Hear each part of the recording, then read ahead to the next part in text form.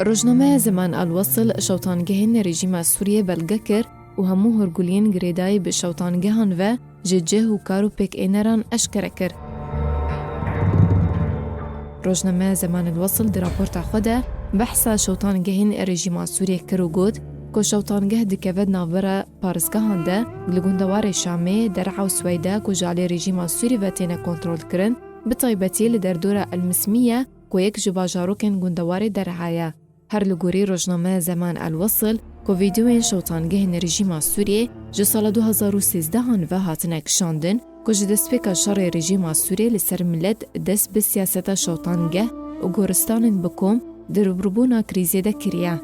روزنامه نافبوری سربار کرد که گروپک جسی خورین رژیم سوری بردوام سردان شاخن استخباراتین در دور دور شوطانگهان رادبن دا کوتر مکسین دبن اشکنجه ده دگرتیگهان ده جیان خوش دستانه بدن حف و پشروان ترمان ببار هلگران جبو دور بیابانی و دوگهیزن کلوی داره گورستان هاتیا کلاندن و پشرا مازود لسر ترمی وان دکن وان شوطینن.